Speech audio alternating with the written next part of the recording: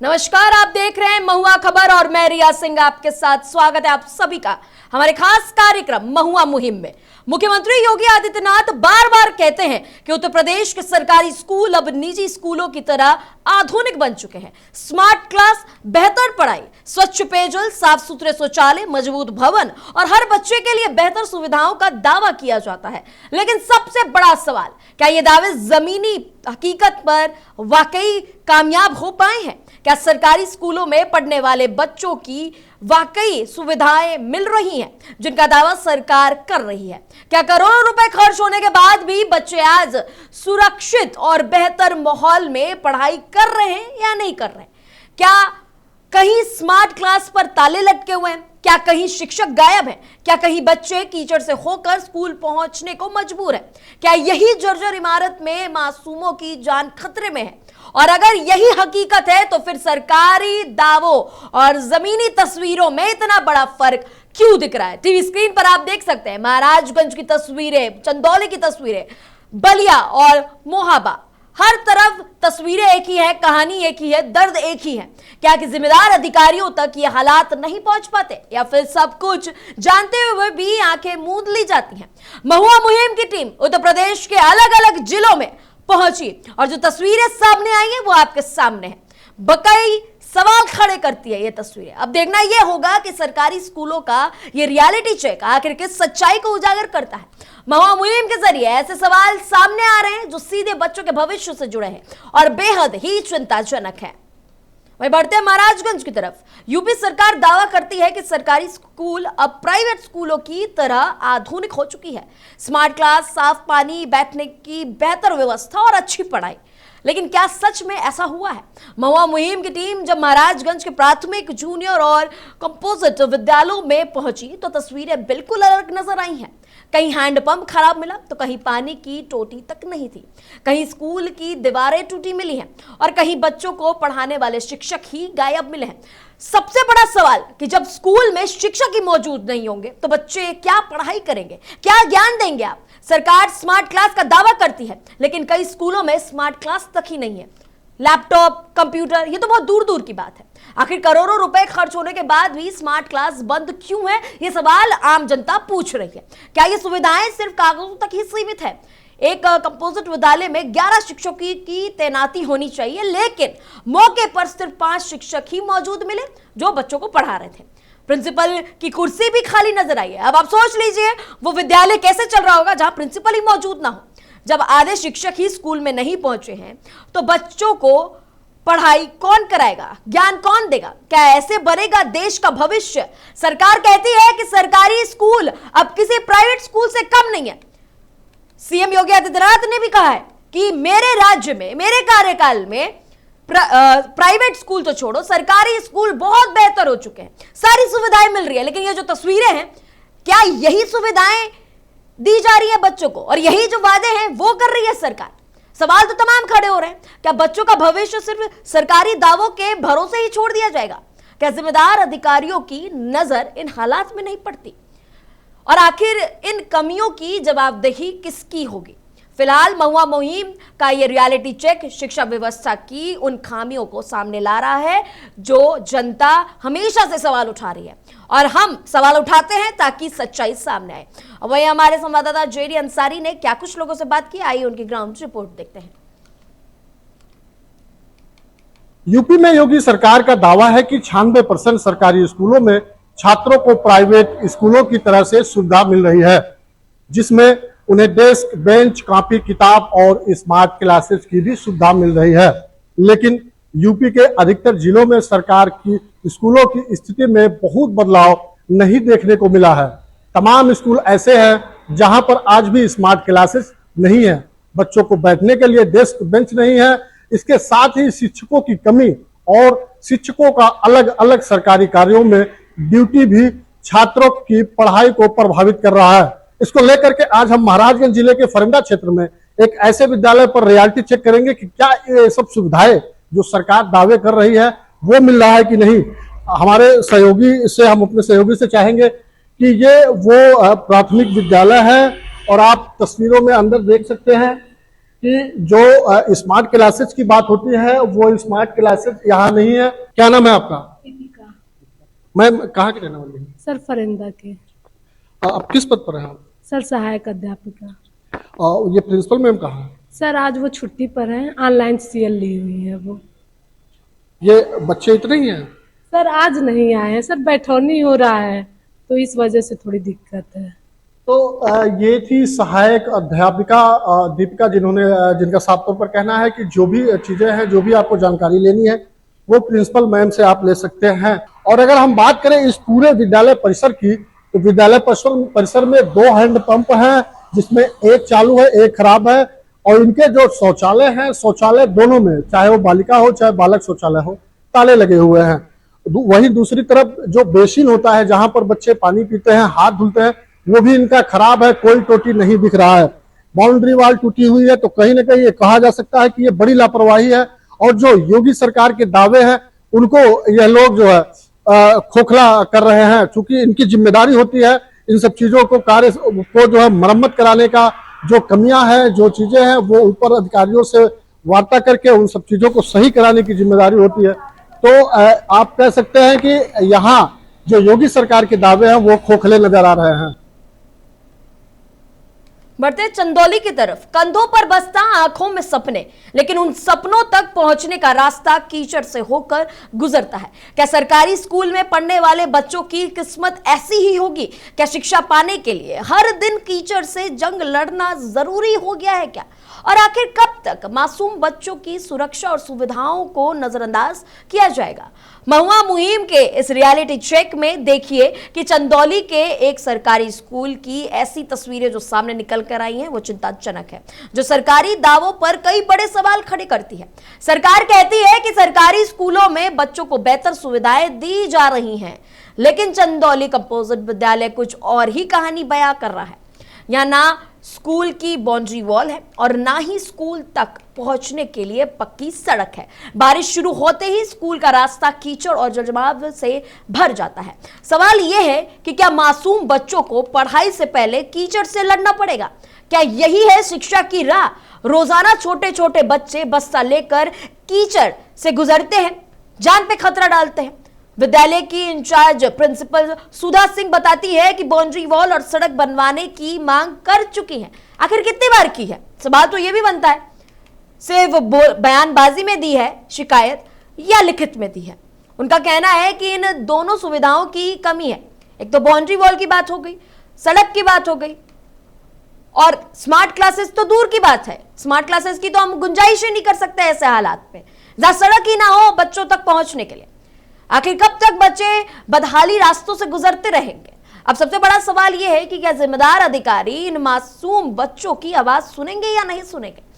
महुआ मुहिम का यह रियलिटी चेक सिर्फ एक स्कूल की कहानी नहीं, बल्कि उन सवालों की आवाज है जिनका जवाब अब जिम्मेदारों को देना पड़ेगा, क्योंकि बात बच्चों के भविष्य का है और भविष्य के साथ खिलवाड़ नहीं किया जाएगा। सवाल उठाया जाएगा और जवाब लिया जाएगा, क्योंकि बड़े पद पर बैठ के सिर्फ फाइलों में टिक मार्क कर देना कि काम चल रहा है, ये सही तरीका नहीं है। वही हमारे संवाददाता ने क्या कुछ बात की है, आइए उनकी ग्राउंड रिपोर्ट देखते हैं।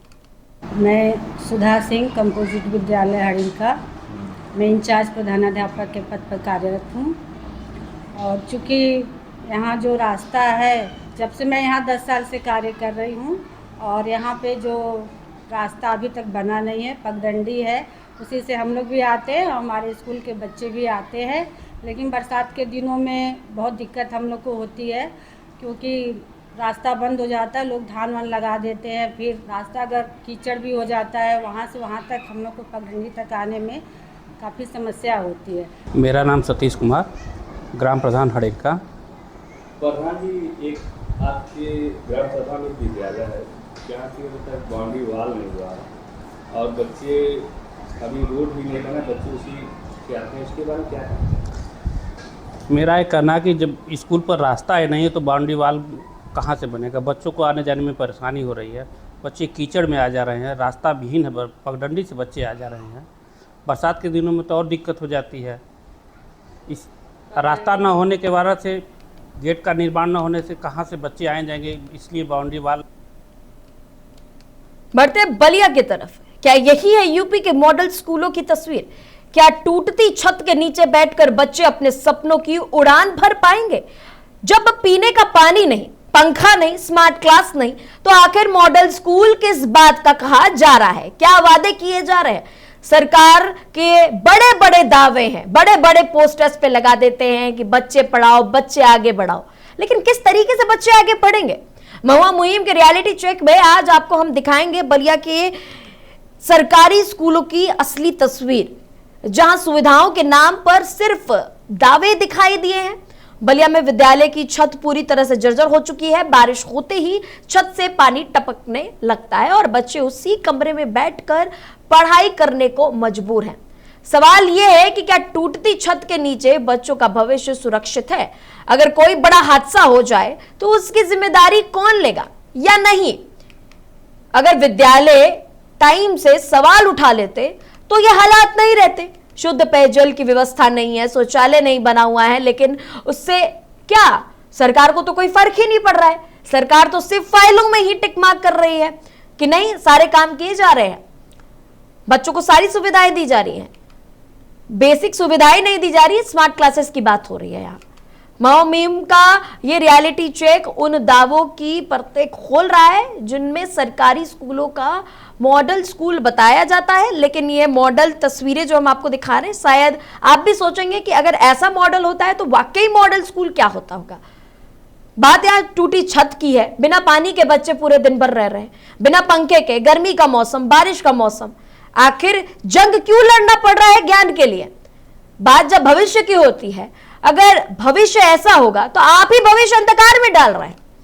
वही हमारे संवाददाता संजय कुमार तिवारी ने क्या कुछ बात की है, वहां ग्राउंड रिपोर्ट क्या है उनकी, आइए जानते हैं। जी, हम बात करते हैं बलिया की, जहां बलिया में शिक्षा व्यवस्था की जिस तरह से सरकार बड़े बड़े दावे करती है कि यूपी की शिक्षा व्यवस्था को जो है मॉडल तौर पर बनाया गया है, जो विद्यालय हैं वह प्राइवेट विद्यालयों की तर्ज पर बनाया गया है, और क्या क्या सुविधाएं सरकार दे रही है। एक तरफ सरकार जो है कह रही है कि जो है इन विद्यालयों को कायाकल्प के तहत बेहतर व्यवस्था दी गई है। तो अभी हम गणवार ब्लॉक के यह बिसुकिया प्राथमिक विद्यालय है, कंपोजिट विद्यालय है, हम दिखाने का प्रयास करेंगे कंपोजिट विद्यालय की। यह जो है प्राथमिक विद्यालय कंपोजिट विद्यालय का, और यहाँ पर जो है देखिए यहाँ पे अध्यापक भी हैं और बेकायदे ये व्यवस्था है स्कूल की। कायाकल्प के तहत जो विद्यालय को होना चाहिए, जो सुविधा मिलनी चाहिए, वो कहीं ना कहीं नहीं मिल पा रही है। कहीं ना कहीं इसमें जो ग्राम प्रधानों की या जो ब्लॉक परिषद से हो, यहाँ जो है लापरवाही तो देखी जा रही है, क्योंकि न इस विद्यालय में टाइल्स की व्यवस्था है। देखिए कहीं टाइल्स नहीं है इस विद्यालय में, पूरी तरह से जो है फर्श ही है, वो भी फर्श टूटी फूटी हुई है। और जो विद्यालय की अगर छत की बात करें तो जो दीवारें हैं ये भी पूरी तरह से देखिए क्षतिग्रस्त हैं। और ये जो है कक्षा 4 और 5 के बच्चे हैं। इस विद्यालय में टेबल तो मिला है कायाकल्प के तहत, लेकिन जो है ये पहले की टेबल बताई जा रही है कि यह पहले से है, और ये बच्चे जो है इस विद्यालय में बैठकर पढ़ रहे हैं। लेकिन सबसे बड़ी बात यह है कि ये कक्षा 4 और 5 का है, और इस विद्यालय की स्थिति यह है कि अब बारिश का मौसम है और ये छत जो है का सरिया दिखाई दे रहा है। इसको कायाकल्प के तहत बेहतर बनाना था, टाइल्स की व्यवस्था करनी है इस विद्यालय में, कि जो है कोई जो बच्चे पढ़ रहे हो उनको कोई छत न हो, इनके लिए जो है हर सुविधा सरकार। बढ़ते हैं महोबा की तरफ। कहते हैं कि स्कूल वो जगह होती है जहां बच्चों के सपनों की नींव रखी जाती है, लेकिन अगर उसी स्कूल की छत जर्जर हो, बच्चे जमीन पर बैठकर पढ़ें, शौचालय बंद हो और पीने के पानी तक की व्यवस्था ना हो, तो सवाल उठना लाजमी है, क्या यही है स्मार्ट स्कूल? क्या ऐसे बनेंगे देश के बच्चों का भविष्य? और क्या सरकारी दावे सिर्फ फाइलों तक ही सीमित है? उत्तर प्रदेश सरकार का दावा है कि प्रदेश के 96% सरकारी स्कूलों में निजी स्कूलों जैसी सुविधाएं दी जा रही हैं, लेकिन क्या वाकई हर स्कूल में ऐसा है? महुआ मुहिम की टीम जब महोबा के कंपोजिट विद्यालय पहुंची तो वहां की तस्वीरें सरकारी दावों से बिल्कुल अलग नजर आई है।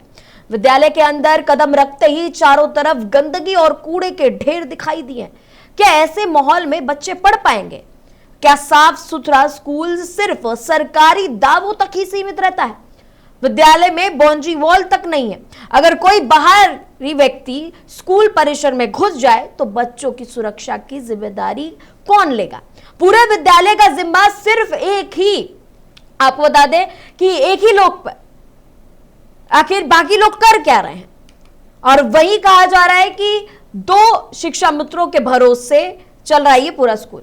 बताया गया है कि प्रिंसिपल के पास 5 स्कूलों का जिम्मा है, इसलिए इस विद्यालय को पूरा समय नहीं मिल पाता है। जब शिक्षक ही कम होंगे तो बच्चों की पढ़ाई पूरी कैसे होगी?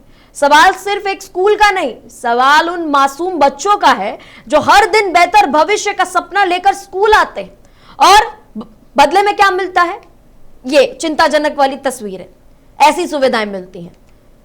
आखिर आम जनता कैसे भरोसा कर लेगी सरकार पर, जब जनता कहती है कि बदलाव नहीं होते, तो सरकार कहती है कि वोट दीजिए बदलाव होंगे, लेकिन जब बदलाव करने का समय आता है तो अपने अपने बड़े बड़े पद पर बैठकर अपने रूम में, एसी के रूम में बैठ के सिर्फ हवा खाते हैं, लेकिन बच्चों के भविष्य के साथ खिलवाड़ कर रहे हैं। वही हमारे संवाददाता ने क्या कुछ लोगों से बात की, आइए उनकी ग्राउंड रिपोर्ट देखते हैं। कल्पना शिक्षा मित्र। कितने से कितनी कक्षाएं यहाँ पर? 1 से लेके 8 तक। सुविधाएं कैसी है विद्यालय में? जैसे स्मार्ट क्लासें हर सरकार कह रही है, स्मार्ट क्लासें बना दी गई है विद्यालय में, आपके विद्यालय में नहीं। बच्चों को कहाँ बैठाते हैं? यही बैठते हैं सब क्लास में। हाँ। शिक्षक सामग्री उपलब्ध होती है? हाँ। अच्छा, यहाँ पर जो पूरी बिल्डिंग जर्जर पड़ी है और हर क्लास में जाले दिखाई दे रहे हैं, कचरे डलते हैं यहाँ पर, इसके लिए क्या? जूनियर वाला वैसे ही है गंदा, तो इसलिए खोलते नहीं है हम लोग। कचरा बाउंड्री नहीं है। कभी मांग नहीं की आपको? काफी लोग हो गए, अब हम लोग क्यों मांग करेंगे? मेरा नाम कृष्ण प्रताप यादव। कहाँ रहते हैं? छलवाड़ी। आपके पास ये विद्यालय है और विद्यालय की स्थिति बड़ी गंभीर है, वहाँ पर कचरे के अंबार है, बिल्डिंग की भी पड़ी है, कोई भी स्मार्ट क्लास उपलब्ध नहीं, क्या कहेंगे? वहाँ यहाँ के आस पड़ोस वाले कचरा डाल जाते हैं, है ना। बच्चे पढ़ने के लिए आते हैं, उनको नाक के जाना पड़ता है ना। लैट्रिन रही रहती है और जर्जर पूरा, बाउंड्री भी खराब है पूरी, पीछे से इतनी बदबू आती है। पूजा द्विवेदी। यहाँ पर कितनी से कितनी कक्षाएं चलती है? 1 से 8 तक की। कौन सा विद्यालय है? सम्मिलियन पूर्व माध्य विद्यालय धनुषारी। यहाँ पर स्मार्ट क्लास उपलब्ध है? हर जगह स्मार्ट क्लास उपलब्ध रहती है? नहीं। तो बच्चों को नीचे बैठा देते हैं? हाँ जी, इधर नहीं है स्मार्ट। नहीं है। और तरह तरह की असुविधाएं यहाँ पर रह रही है, गंदगी पड़ी है, ऐसे में क्या करती है? कुछ नहीं, अब जो सफाई वाले नहीं सफाई करवा लेते हैं जितना है हमारे। क्या नाम है आपका? सुरेंद्र प्रताप सिंह। किस पद में? सभासद है इस बात से, धनुषधारी बात से। जैसे कि विद्यालय की स्थिति बड़ी जर्जर है, कचरे हैं और पूरे क्लासों में जाले लगे हुए हैं, बैठने के लिए उपलब्ध नहीं है, इस संबंध में क्या करें? इस बारे में मैंने पत्राचार के द्वारा कई बार सक्षम अधिकारियों को अवगत कराया है कि बैठने की बच्चों के लिए फर्नीचर नहीं है, बाउंड्री विहीन विद्यालय है, कचड़े के ढेर लगते हैं। बढ़ते हैं रामपुर की तरफ, और रामपुर में जो हमारे संवाददाता के साथ हुआ, अगर आप वो सुन लीजिएगा और जान लीजिएगा तो सोचने पे मजबूर हो जाइएगा कि क्या सच दिखाना भी मुश्किल हो जाता है। क्या अब सरकारी स्कूलों की हकीकत दिखाना भी गुनाह हो गया है? क्या सवाल पूछने वाले पत्रकारों को धमकियां मिलेगी? क्या सरकारी योजनाओं की सच्चाई कैमरे में कैद करने से रोकने की कोशिश की जाएगी? और अगर स्कूल में सब कुछ ठीक है तो फिर कवरेज से डर किस बात का है? उत्तर प्रदेश सरकार दावा करती है कि सरकारी स्कूलों में बच्चों को ड्रेस, किताबें, फर्नीचर, मिड डे मील सारी सुविधाएं दी जा रही हैं, उपलब्ध है। इन्हीं दावों की हकीकत जानने के लिए महुआ मुहिम की टीम रामपुर के काशीपुर प्राथमिक विद्यालय पहुंची। आरोप है कि स्कूल के स्टाफ ने पत्रकार को विद्यालय में प्रवेश करने नहीं दिया। चलो मान लिया नहीं प्रवेश करने दिया, इतना ही नहीं रुके, आरोप यह भी है कि स्टाफ ने गांव के एक व्यक्ति को फोन करके बुलाया जिसके पास मिड डे मील का ठेका है। इसके बाद कुछ लोग मौके पर ही पहुंचते हैं गुंडागर्दी करने और पत्रकार को कवरेज करने से रोकने की कोशिश की जाती है। अब सवाल यह है कि अगर सब कुछ ठीक था स्कूल में तो कैमरे से डरे क्यों? हमारे पत्रकार को, हमारे संवाददाता को क्यों घेरा, क्यों गुंडे बुलाए गए, क्यों रोका गया कवरेज करने के लिए? और सरकारी योजनाएं सही है, सही तरीके से चल रही हैं, तो रिपोर्टिंग करने की जरूरत क्यों पड़ती है? क्या अब सच्चाई दिखाना ही कीमत चुकानी पड़ेगी? और कहा जाता है कि लोकतंत्र के चौथे स्तंभ को इसी तरह दबाने की कोशिश करिएगा तो सवाल उठाया जाएगा, क्योंकि पत्रकार का कहना है कि वो सिर्फ सरकारी योजनाओं की जमीनी हकीकत दिखाने पहुंचा था, लेकिन कवरेज करने के बजाय उन्हें विरोध और धमकियों का सामना करना पड़ा। अब आप सोच सकते हैं कि सरकार की जब हम पोल खोलने जाते हैं तो ऐसी धमकियां मिलती हैं, ऐसे डराया जाता है। अगर आपके स्कूल में, आपके विद्यालय में सब कुछ सही था तो आखिर ऐसा क्यों हुआ? वही आइए, हमारे संवाददाता ने क्या कुछ बात की है, वहां को कुछ हुआ है, आइए देखते हैं उनकी ग्राउंड रिपोर्ट। आप यहाँ टीचर हैं? नहीं, आप कौन हैं? मैं ARP। यहाँ कितना स्टाफ है? यहाँ स्टाफ 2 लोगों का है, 2 टीचर हैं और 1 शिक्षक है। तो यहाँ पर जो है कुल कितने टीचर होने चाहिए? यहाँ पर कुल 3 टीचर। सही मैडम? क्योंकि मुझे तो 2 महीने में एक बार आना पड़ता है यहाँ पर। अच्छा, ठीक। तो स्टाफ में अभी पीछे समायोजन हुआ है, इसमें अगर चेंज होता है तो वो मुझे नहीं पता है, वो तो मैं पूछ के बताऊँगा। 2 टीचर और 1 शिक्षक। तो अभी कमी है, बच्चे कितने हैं यहाँ पर? भाई बच्चों की मुझे संख्या नहीं मालूम, वो यहाँ के इंचार्ज को पता है। इंचार्ज मैं खुद अभी आ रहा हूँ। अच्छा, इंचार्ज कौन है यहाँ पर? 94 है। लेकिन ये रिकॉर्ड आप क्यों ले रहे हैं, मुझे इसका कारण बताइए। ऐसा है, हम मीडिया से हैं जी बिल्कुल। हम ये देखने आते हैं कि सरकार ने जो व्यवस्थाएं दी हैं स्कूलों में, क्या वो सही हैं? तो व्यवस्थाएं, क्या बच्चों को सुविधाएं वो दी जा रही हैं? तो ये तो आप बच्चों से पूछिएगा ना। नहीं समझ, आप वीडियो बना और आप देख के भी बता सकते हैं। और पहली बात ये हमारा काम है। हाँ। देखा आपने, सवाल किया गया कि आप ये रिकॉर्ड क्यों कर रहे हैं? अगर रिकॉर्ड नहीं करेंगे तो सच्चाई क्यों सामने नहीं आ पाएगी इनकी? और सच्चाई लाने से तो ये छुपते हैं, डरते हैं। जैसे हमारे पत्रकार को डराया गया, हमारे संवाददाता को डराया गया कि आखिर सवाल उठाना इतना ही भारी पड़ गया है कि कैमरा बंद करिए, गुंडागर्दी करेंगे, बुलाएंगे और अपनी मनमानी करेंगे और बच्चों के भविष्य के साथ खेलेंगे। वही हमारे सारे संवाददाता ग्राउंड जीरो के हीरो जुड़ेंगे, जिन्होंने आज दर बदर जाके जिले जिले घूम के विद्यालयों का जायजा लिया है कि आखिर पूरा माहौल क्या है, कि बच्चों के भविष्य के साथ कैसे खिलवाड़ किया जा रहा है। क्योंकि सीएम योगी आदित्यनाथ तो कहते हैं कि सरकारी स्कूल अब प्राइवेट स्कूल के बराबर आ चुका है, लेकिन जो तस्वीरें हमने आपको दिखाई, क्या आपको लगता है कि बराबरी पे है? बराबरी से नीचे भी नहीं है ये। और वही जब हमारे पत्रकार सवाल उठाने जाते हैं तो कैमरा बंद कराया दिया जाता है और धमकी दी जाती है कि क्यों कर रहे हैं, हमारा काम है सवाल उठाना, हम करेंगे। वही रामपुर से राहत अली को जोड़ते हैं। राहत अली, आपको आवाज आ रही है मेरी? जी आ रही है।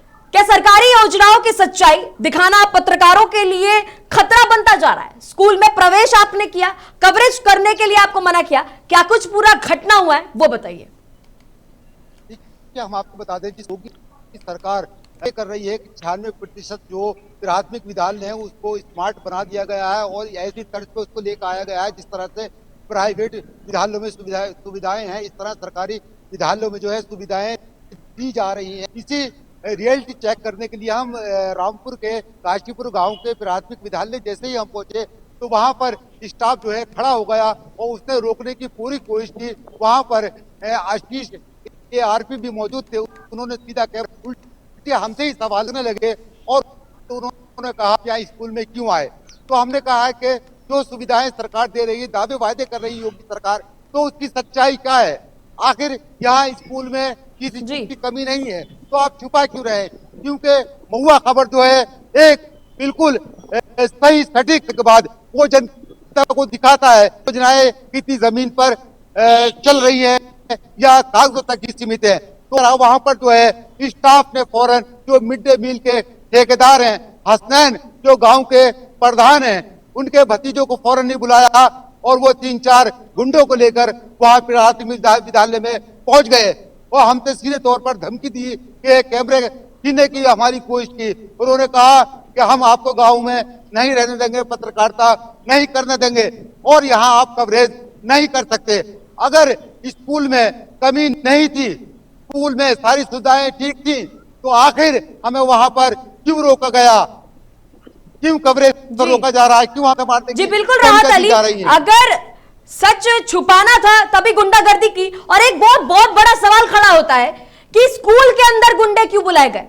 जहां बच्चे पढ़ रहे हैं वहां आप गुंडागर्दी करिएगा, जहां बच्चों को शिक्षा मिलती है वहां पे आप ये सिखाइएगा कि सवाल उठाने पे गुंडागर्दी की जाएगी, बाहर से बुलाया जाएगा, पत्रकारिता नहीं करने दी जाएगी। पत्रकार का जी पत्रकार का एक हक होता है कि हम जाके पत्रकारिता करें, सवाल करें। अगर उस पे कोई सवाल उठाएगा तो हम भी सवाल उठाएंगे। ये बताइए कि वो गुंडे कौन थे, कहां से बुलाया गया, क्यों बुलाया गया? कहा जा रहा है कि मिड डे मील के जो ठेकेदार हैं उनको भी बुलाया गया था। आखिर आपके जाने के बाद ही ये क्यों आए? देखिए ऐसा है, हम आपको बता दें, जैसे हमने स्कूल में प्रवेश किया तो वहां पर बच्चे मासूम छोटे छोटे जो मासूम बच्चे थे वो जमीन पर बैग लेके उन पे पट्टी पड़ी थी फर्श पर, वो जो है शिक्षा हासिल कर रहे थे। जबकि योगी सरकार का दावा है कि उनके लिए बेंच, डेस्क वगैरह और सभी चीज जो है स्कूल में मुहैया है, लेकिन वहां पर ऐसा कुछ नहीं देखा गया। इस चीज को छुपाने के लिए और हमें वहां से धमकी देकर भगाने के लिए स्टाफ ने गांव के ही जो इख्तियार प्रधान उनकी पत्नी है, उनके भतीजे हैं हसनैन, उनका मिड डे मील का ठेका है जो स्कूल स्टाफ की साठ-गांठ से चलता है, तो उनको दबंगई के जरिए उनको बुलाया गया। वो अपने साथ 3-4 और गुंडे लेकर वहां पर स्कूल में दाखिल हुए। उन्होंने साफ तौर पर हमसे आके कैमरा छीनने की कोशिश की, हमसे कहा आप यहाँ स्कूल में नहीं आ सकते, कवरेज नहीं कर सकते। तो इस तरह वहां से हमारे साथ काफी बदतमीज और यहाँ तक के जान से मारने की धमकी और पत्रकारिता को देख लेने की भी बात कही है।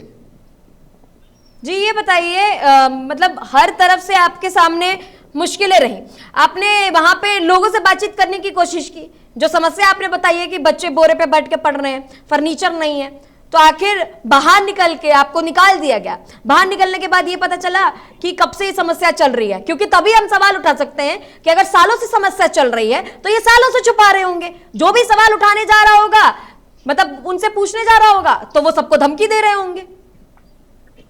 देखिए अगर हम बात करें करीब 8 महीने पहले भी इसी स्कूल में प्राथमिक विद्यालय में हम वहां पर गए थे, और वहां पर जाने के बाद में जो वहां पर टीचर थे उन्होंने गलत व्यवहार किया हमारे साथ। उस समय भी जो है कैमरा बंद किया और साफ तौर पर कहा था कि यहाँ आप कवरेज नहीं कर सकते। तो ये मामला जो है कई सालों से जो है स्कूल का जो बच्चे जमीन पर, विजुअल में आप देख सकते हैं साफ साफ के जमीन पर बच्चे बैठे हुए हैं, मासूम बच्चे, और उनके जो है भविष्य से खिलवाड़ हो रहा है।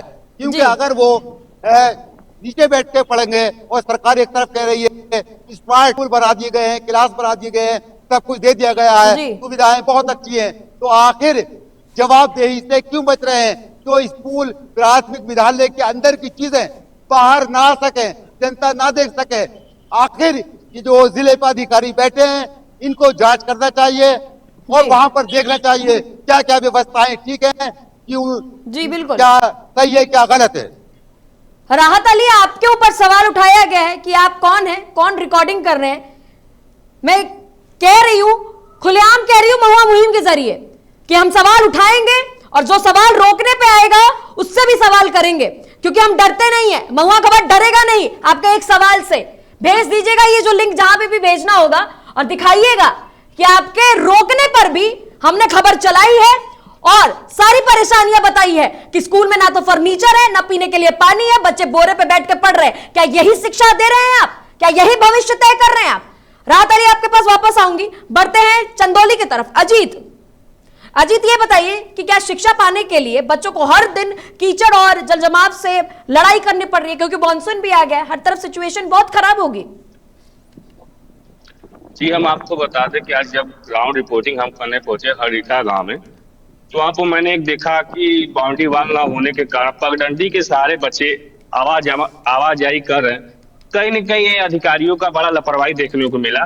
वहीं प्रधानाध्यापिका से मैंने बात किया, सुधा सिंह से, तो उन्होंने बताया कि कई बार मैंने अधिकारियों को अवगत करा, इसके बावजूद भी अभी इस पे कोई कार्रवाई नहीं पक्की रास्ता बना, जिससे बरसात के दिनों में बच्चों को आने जाने में दिक्कत का सामना करना पड़ता है। जी मैम, ये बताइए कि अब तक कोई हादसा हुआ है इससे पहले इस लापरवाही से? क्योंकि मॉनसून आ गया है, जगह जगह गड्ढे होंगे, गड्ढों में पानी चला जाएगा, कीचड़ रहेगा, बच्चों को दिखाई नहीं देगा, बच्चे नादान होते हैं, मासूम होते हैं, इधर से उधर भटकते हैं। इससे पहले कोई हादसा हुआ है या हादसा होने की भी आशंका जताई जा रही है? मैम वही आपको बता दें कि बरसात के दिनों में जहरीले कीड़े होते हैं जो भैंस सतारा कहीं काट ले बच्चों को, कहीं न कहीं बड़ी लापरवाही है। वही मैंने ग्राम प्रधान से भी बात किया इसके बारे में, बाउंड्री वाल ग्राम प्रधान जी ने क्या क्या है इस समस्या को लेकर? ग्राम प्रधान जी से मैंने बात किया तो उन्होंने कहा कि कहीं न कहीं मैंने भी इसकी पूरी मॉडल बनाने की पूरा कोशिश किया और मैंने अधिकारियों से भी इसकी वार्ता की। देखिए अजीत जी, आपको सवाल पूछना चाहिए था कि किस तरीके से, अगर बच्चे कीचड़ से जूझ रहे हैं, सड़क नहीं है, तो सवाल तो बनता है ना कि किस तरह की कोशिश की? लिखित में दिया, शिकायतें दी लिखित में? जी मैम, उन्होंने लिखित में कई बार अधिकारियों को अवगत भी कराया, इसके बावजूद भी अधिकारियों के द्वारा पलीता लगाते हुए नजर आया और उसमें न किसी का ध्यान गया। आज तक वैसे ही अभी तक कई सालों से पड़ा है, अब बच्चे उसी पगडंडी के सहारे विद्यालय रोजमर्रा के डेली आते जाते हैं। जी मैम, जी वापस आऊंगी आप पे, बढ़ते बलिया की तरफ। संजय तिवारी, ये बताइए कि जब आप स्कूल में पहुंचे, स्कूल परिसर में गंदगी और कूड़े का ढेर देखने को मिला है, बच्चे कैसे पढ़ रहे हैं? पूरी सिचुएशन बहुत खराब होगी कि जहां एक तरह से गंदगी की बदबू आ रही है, कूड़े का ढेर है, कैसे बच्चे पढ़ रहे हैं? जी बता दें कि जिस तरह से ये बलिया का गांववार ब्लॉक था और गांववार ब्लॉक का बिसुकिया जो कंपोजिट विद्यालय था पर आज महुआ महुई की टीम गई थी वहां पे कि क्या विद्यालय जिस तरह से योगी सरकार कर रही है कि के तौर पर प्राइवेट विद्यालयों की तर्ज पर जो है मॉडल स्कूल बनाया जा रहा है, वहाँ पे जो है स्मार्ट क्लासेस चलाए जा रहे हैं। तो ये जो बयां कर रही है कहीं ना कहीं जो है जो विद्यालय की स्थिति थी वो काफी जर्जर थी। विद्यालय में टेबल तो लगाए गए थे क्योंकि इससे पहले जो टेबल थे वो अध्यापक जो विद्यालय से ही लगाए गए थे, वो बच्चे पढ़ रहे थे। जो स्थिति है वहाँ की की अगर स्थिति की बात करें तो शौचालय भी पूरी तरह से क्षतिग्रस्त है। नलकूप की जो इस भीषण गर्मी में सबसे बड़ी बात भीषण गर्मी है और नलकूप की जो व्यवस्था, एक नलकूप के सहारे जो है लगभग 100 से 150 बच्चे जो है एक साथ पानी पीने के लिए जाते हैं। तो वहाँ की जो स्थिति होती है भीषण गर्मी में एकदम धूप में बच्चे वहाँ पे रहते हैं पानी के लिए। तो वहाँ पे जो इन्होंने प्रधान से भी कहा था कि अगर एक नलकूप लग जाए तो बेहतर व्यवस्था होगी। खुद पेयजल की कोई ऐसी व्यवस्था नहीं है, तो काफी दिक्कतें है क्योंकि जो छत है विद्यालय का, कंपोजिट विद्यालय का, वो पूरी तरह से जर्जर है। अब बारिश का मौसम में क्योंकि छत का जो छत है वो पूरी तरह से उसमें जो प्लास्टर है वो गिर गया है और उसके बाद जो है सरिया दिखाई दे रहा है। बारिश होती है तो उसकी जो बारिश की बूंदें होती है वो विद्यालय परिसर में गिरती है।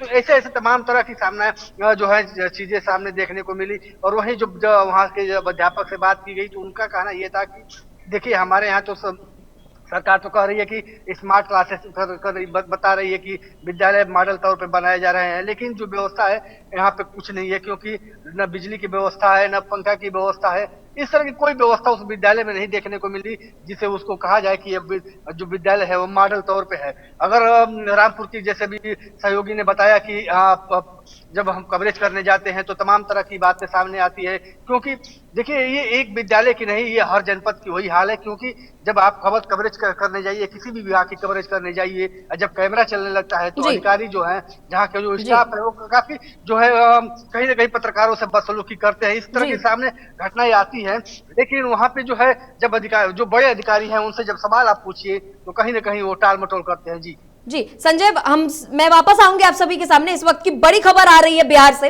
इस वक्त की आपको बता दें, बिहार से इस वक्त की बड़ी खबर सामने आ रही है। टेलीविजन स्क्रीन के सामने बिहार के मुजफ्फरपुर से बड़ी खबर सामने आ रही है। टीवी स्क्रीन के सामने बिहार से बड़ी खबर इस वक्त की। अर्चना हत्याकांड में आया फैसला, इस वक्त की बड़ी खबर आपको बता रहे। इस वक्त की बड़ी खबर मुजफ्फरपुर से। बीजेपी एमएलए राजू सिंह को 4 साल की सजा मिली है। वही फॉर्मर हाउस में फायरिंग भी हुई थी। इस वक्त की बड़ी खबर, दिल्ली की राउज एवेन्यू कोर्ट ने पाया दोषी। इस वक्त की बड़ी खबर आपको बता रहे हैं मुजफ्फरपुर से। इस वक्त की बड़ी खबर आपके टीवी स्क्रीन के सामने, बिहार के मुजफ्फरपुर से बड़ी खबर आपके टीवी स्क्रीन के सामने दिख रही है। अर्चना हत्याकांड में आया बड़ा फैसला, इस वक्त की बड़ी खबर। और वही इस खबर पे हमारे संवाददाता अभिषेक रंजन जुड़ चुके हैं। अभिषेक, आपको आवाज आ रही है? जी जी। अभिषेक, ये बताइए सबसे पहले कि इस मामले में राजू सिंह को किस आधार पर दोषी ठहराया गया है? देखिए, आपको बता दें कि आज से 7 साल पहले दिल्ली में जो है न्यू ईयर पार्टी हो रही थी और 31 दिसंबर की रात थी। 31 दिसंबर की रात की जो है न्यू ईयर पार्टी के दौरान जो है फायरिंग हुई थी। फायरिंग में ही डॉक्टर अर्चना गुप्ता को गोली लगी थी और उनका मौत हो गया था। इस मामले में उनके पति के द्वारा जो है वो FIR करवाया गया था, जिसके बाद पुलिस ने जांच पड़ताल शुरू की थी। 1 जनवरी को जो है उसमें बता दें कि अर्चना गुप्ता को जो है अस्पताल में भर्ती कराया गया और जब रात यानी कि 12 बजे के बाद वो 1 जनवरी हो ही गया और उसको भर्ती कराया गया था, जहां पर उनको डॉक्टर ने मृत घोषित कर दिया था। और 3 जनवरी 2019 को जो खबर निकलकर सामने आ रही मौत के बाद जो पूरी तरह जानकारी निकलकर सामने आई थी, उसके बाद से ही मामला कोर्ट में चल रहा था। पुलिस जांच पड़ताल की थी, फॉरेंसिक टीम को भेजा गया था। लेकिन अब जो फैसला सामने आया है कि 4 साल की सजा, तो बीजेपी के विधायक है उनको जो है 4 साल की सजा हुई है। अब इस मामले में बताया ये भी जा रहा है कि अब उनकी विधायकी भी जा सकती है। 6 जून को ही ये पूरा मामला को लेकर जो दोषी ठहरा दिया गया था, क्योंकि 6 जून को ही कोर्ट की तरफ से फैसला आया था और उसमें दोषी ठहराया गया था और मामला को जो सुरक्षित रख लिया गया था। और आज ये जब फैसला आया है तो इसमें आप कह सकते हैं कि इनको अब सजा सुनाया गया है। इसके साथ ही 25 लाख रुपए का जुर्माना भी लगाया गया है। जी।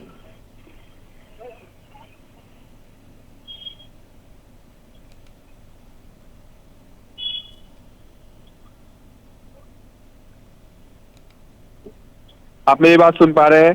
जी जी जी। दिल्ली की राव जेएनयू कोर्ट ने मामले में जो है गैर इरादतन हत्या में दोषी पाया है। कोर्ट ने पीड़ित परिवार को 25 लाख मुआवजा देने को भी कहा है। कि इस फैसले के बाद भारतीय जनता पार्टी की ओर से कोई भी बयान या कोई भी रिएक्शन सामने आया है? अभी तक किसी प्रकार से कोई बयान सामने नहीं आया है भारतीय जनता पार्टी की ओर से, पार्टी की तरफ से।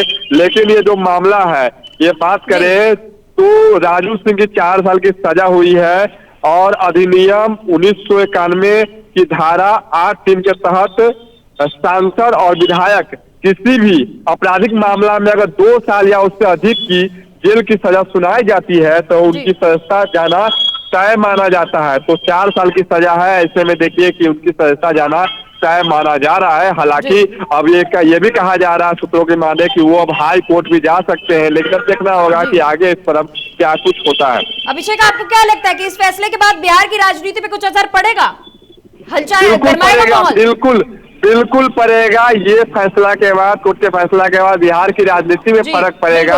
और जैसे ही ये फैसला आया, उनकी विधायकी जाएगी तो 6 महीने के अंदर में ही साहेबगंज में चुनाव हो जाना है। ऐसे में अब राजद भी एक्टिव हो जाएगी, अब पूरी तरह से एक्टिव हो जाएगी क्योंकि वहां से राजद के प्रत्याशी उतरते हैं। अब राजद एक्टिव हो जाएगी, अब प्रचार प्रसार करेगी, कई सारे इनके विरोधी भी है। इसके साथ साथ अब एनडीए किसको टिकट देती है? अगर चुनाव वास्तव में हुआ तो एनडीए क्या राजू सिंह के परिवार के सदस्य को एनडीए टिकट देगी या फिर किसी और को टिकट देगी? ये तो आने वाले समय में ही पता चल पाएगा। जी, बहुत बहुत धन्यवाद जानकारी साझा करने के लिए और जुड़ने के लिए और इस वक्त की बड़ी खबर साझा करने के लिए। एमडी सरफराज, ये बताइए कि आपकी रिपोर्ट में बताया गया है कि विद्यालय में शिक्षकों की कमी है, स्टाफ की कमी है। क्या रियलिटी चेक करने आप गए तो क्या कुछ तस्वीरें सामने आई हैं? रियलिटी चेक क्या है पूरा, आप मतलब जो पूरी हकीकत है वो बताइए। जी बिल्कुल रिया, जब हम सरकारी के धनुषधारी स्थित कंपोजिट पूर्व माध्यमिक विद्यालय में पहुंचे तो वहां पर देखकर हमारी आंखें खुली की खुली रह गई। विद्यालय में इतनी गंदगी और मोहल्ले वाले भी है जो वो विद्यालय में ही कूड़ा फेंकते हैं, वहां पर बाउंड्री वॉल स्थित नहीं है और वहां पर मात्र 2 शिक्षा मित्रों के भरोसे 1 से लेकर 8 तक की कक्षाओं के क्लासें चल रही हैं और भविष्य जो हमारे छोटे छोटे बच्चे हैं उनको शिक्षा दी जा रही है। वहां पर जर्जर हालत में बिल्कुल जो बिल्डिंग है विद्यालय की वो पूरी तरीके से जीर्णशीर्ण है और वहां पर ना तो शौचालय की व्यवस्था है, पानी की व्यवस्था भी नहीं है और बच्चों को बैठने के लिए वहां पर बेंच आदि भी उपलब्ध नहीं है और विद्यालय के कमरे में एकदम जाले लगे हुए हैं और अगर देखा जाए जहां पर रसोइया खाना बना रही है वहां पर एकदम काल कोठरी की तरह चारों तरफ काला काला धुआं छाया हुआ है। और जब जाके हमने इसको देखकर सभी लोगों ने ये कहा कि वाकई में स्थिति बड़ी दयनीय है। ऐसे में देश के भविष्य को जो पढ़ाया जा रहा है, सरकार दावे कर रही है कि 96% जो सरकारी विद्यालय है उनको सही तरीके से शिक्षा दी जा रही है, वहां पर स्मार्ट क्लासेस दी जा रही हैं, पर हकीकत में उनको कुछ भी सुविधा नहीं मिल पा रही है। वही इस संबंध में जब वार्ड सभासद सुरेंद्र प्रताप सिंह से बात की थी, उन्होंने ही बताया कि यह विद्यालय में ना तो बाउंड्री वॉल है, जिससे वहां पर गंदगी के अंबार लगे रहते हैं, लोग वहां पर कूड़ा फेंकते रहते हैं, और विद्यालय में बैठने के लिए ना तो फर्नीचर है और विद्यालय की रंगाई पुताई भी नहीं की गई है। महज 2 शिक्षा मित्रों के भरोसे एक कंपोजिट विद्यालय, पूर्व माध्यमिक विद्यालय जो कक्षा 1 से लेकर 8 तक चलता है, वो चलाया जा रहा है। जी राहत अली, ये बताइए कि जब आप कवरेज करने गए तो उस दौरान मिड डे मील ठेकेदार को भी मौके पर बुलाया गया, क्या वजह रही और क्या ये घटना लोकतंत्र के चौथे स्तंभ पर दबाव बनने का संकेत है कि नहीं? क्योंकि एक पत्रकार से अगर सवाल उठाया जाएगा कि आप पत्रकारिता क्यों कर रहे हैं, कैमरा बंद करिए, तो ये अपने में ही एक बहुत बड़ा सवाल है।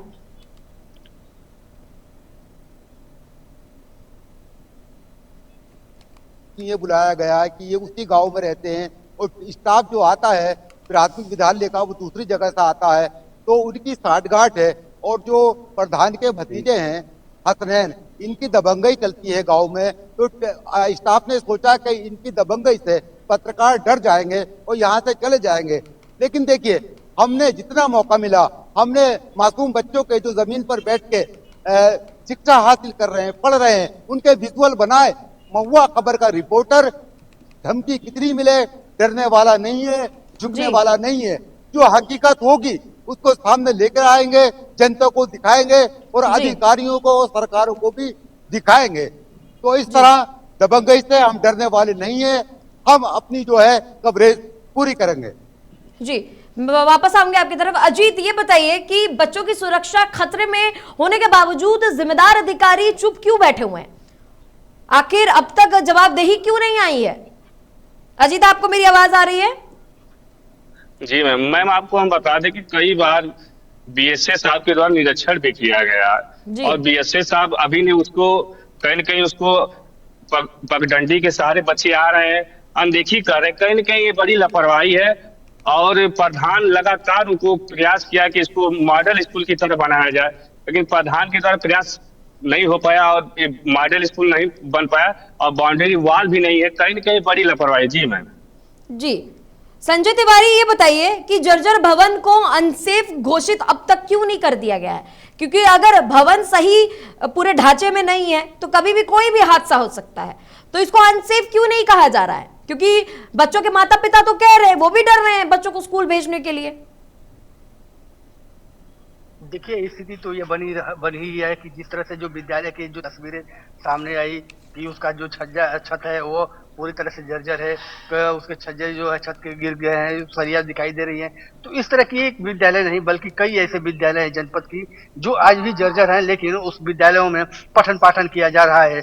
कई ऐसे विद्यालय हैं जहां उसकी जो है खबरें भी दिखाई गई कि विद्यालय की जो स्थिति है काफी जर्जर है, फिर भी बच्चे पढ़ रहे हैं। क्योंकि जब इसको लेकर जब खंड शिक्षा अधिकारी या बेसिक से जब बात की जा रही है तो उनका कहना यह है कि जब लिखित तौर पर अगर विद्यालय प्रशासन अगर देता है, जो विद्यालय के प्रधानाचार्य अगर देते हैं, तो उसको है आगे की कार्रवाई के लिए जो है अधिकारियों ऊपर लिखित भेजा जाएगा। लेकिन इस तरह की जो स्थिति है, खाली कागजों में एक कहने के लिए कागजों में खाना पूर्ति की जाती है, लेकिन जमीनी हकीकत यही है कि जो स्थिति है विद्यालयों की, जो बच्चों के अगर जो ऐसे जगह विद्यालय बनाए गए हैं जो कहीं दूर दराज बनाए गए हैं, जाने के लिए रास्ते नहीं है। अब बारिश का मौसम है, जो है बारिश के मौसम में जो स्थिति यह होती है कि 2 दिन पहले ही हमने एक खबर चलाई थी महुआ पे, जो विद्यालय आज लगभग 4 सालों से उस विद्यालय के प्रांगण में 4 सालों से गांव का गंदे नाले का पानी जो है गिर रहा था। जो इसको लेकर जिला अधिकारी से बात की गई तो जिला अधिकारी ने तुरंत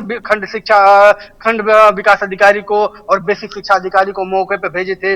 और क्योंकि वहां की गंदगी को स्थिति यह थी कि पूरे परिसर में विद्यालय में पानी लगा था गांव का गंदे नाले का, और जो है तुरंत जिला अधिकारी के निर्देश पर उसको पानी निकाला गया। क्योंकि जो बच्चे हैं इस विद्यालय, जो इस सत्र में जो बच्चे थे वो पंचायत भवन में उनका पठन पाठन हो रहा था। तो ये स्थिति, कई ऐसे विद्यालय है जहाँ स्थिति गंभीर बनी हुई है, विद्यालयों की स्थिति जो है काफी दयनीय है। भले ही सरकार जो है लाख दावा करे कि ये मॉडल तौर पे बना रहे हैं, प्राइवेट विद्यालयों की तर्ज पर जो विद्यालय हैं उनको मॉडल बना रहे हैं, बेहतर सुविधा दे रहे हैं। देखिए, कहने के लिए तो ये सही है कि सरकार जो व्यवस्था दे रही है, जितनी व्यवस्था दे रही है, कई ऐसे विद्यालय हैं जहाँ पे अध्यापक अपने खर्च से भी उस विद्यालय को बेहतर बनाने में लगे हुए हैं। क्योंकि कई ऐसे विद्यालय हैं जहाँ पे सुविधाएं देखी जाती है, स्मार्ट क्लासेस भी चलते हैं, वहाँ के बच्चे जो है अच्छे उनकी पढ़ाई होती है। क्योंकि कुछ ऐसे विद्यालय हैं हमारे बलिया में कि जो प्राइवेट विद्यालय के बच्चे हैं वो भी सरकारी विद्यालय में आकर पढ़ने के लिए मजबूर होते हैं, क्योंकि वहाँ पे बेहतर व्यवस्था होती है। छोटी बस्तियों में जो ऐसे विद्यालय हैं वहाँ पे बेहतर व्यवस्था है, और जो प्राइवेट विद्यालय के बच्चे आपको बता दे रहा है कि यहाँ पे पढ़ने आते हैं। ये स्थिति है बलिया की। कुछ ऐसे विद्यालय हैं जहाँ पे ये नहीं कहा जाएगा कि मैंने कि जर्जर है, लेकिन काफी स्थिति सुधरी हुई है। लेकिन मतलब बेसिक सुविधाएं नहीं मिल पा रही हैं बच्चों को, जो बच्चों को चाहिए, है ना।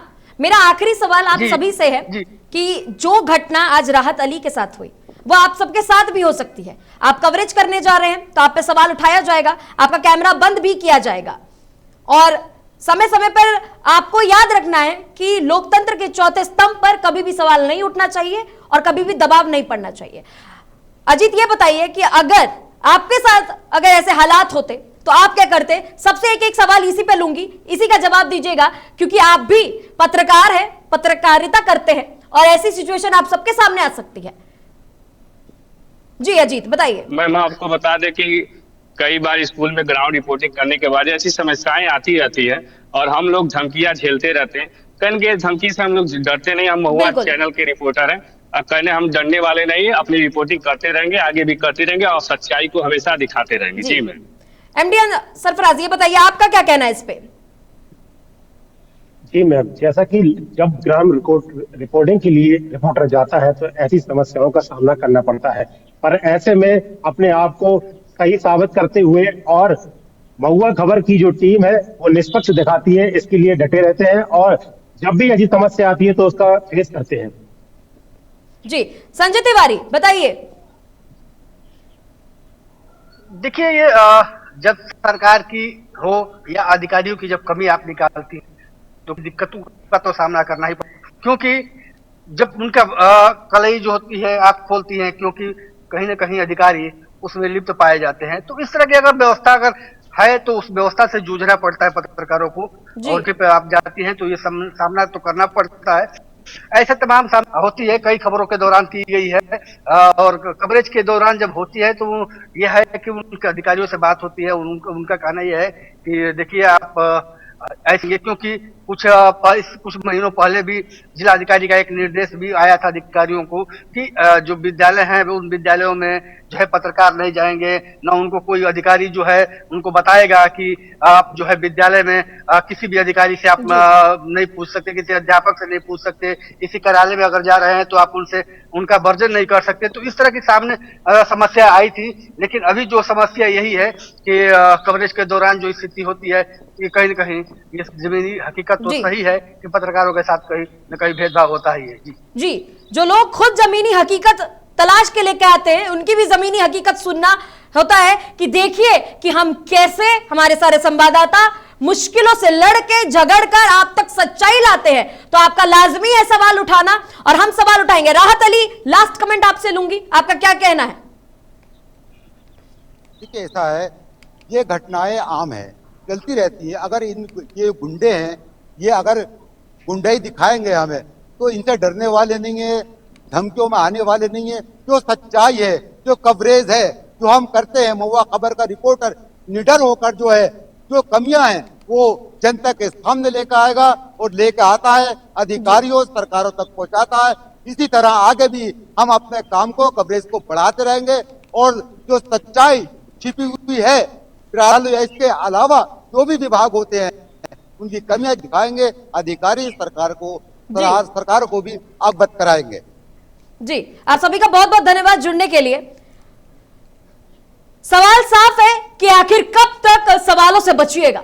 हमारे संवाददाता डरेंगे नहीं, ना महुआ खबर डरेगा। आप चाहे धमकियां दीजिए या गुंडागर्दी कीजिए, हम जनता के सवाल उठाते रहेंगे, क्योंकि विकास के दावे और वादे जो आपने किए हैं वो जनता पर एक भरोसा कायम करने के लिए जो आपने वोट बैंक लिया वो आपने पूरा नहीं किया है। तो ये थी उत्तर प्रदेश के अलग अलग जिलों के सरकारी स्कूलों की जमीनी तस्वीर। कहीं शिक्षक नहीं, कहीं टूटी छत है, तो कहीं पानी की सुविधा तक नहीं है, तो कहीं स्कूल तक पहुंचने का रास्ता ही बदहाल मिला है। अब सवाल यह है कि क्या बच्चों को ऐसे ही शिक्षा मिलेगी? जिम्मेदार अधिकारी कब जागेंगे और सरकारी दावे जमीन पर कब उतरेंगे? उत्तर प्रदेश में विधानसभा चुनाव का काउंटडाउन शुरू हो गया, महज 6 महीने बचे हैं। सारी परेशानी, सारी समस्या आपके सामने महुआ खबर लेकर आ रहा है। सवाल उठा रहे हैं हम पल पल, हर एक मुद्दे को हम कवर कर रहे हैं, क्योंकि महुआ खबर चुप नहीं बैठेगा। सवाल उठाएंगे महुआ मुहिम के जरिए, क्योंकि महुआ मुहिम का मकसद सिर्फ सवाल उठाना नहीं, बल्कि उन समस्याओं को सामने लाना है जिनका समाधान होना जरूरी है। डरेंगे नहीं, सवाल उठाएंगे। तो आज के लिए इतना ही, तब तक के लिए देखते रहिए महुआ खबर। नमस्कार।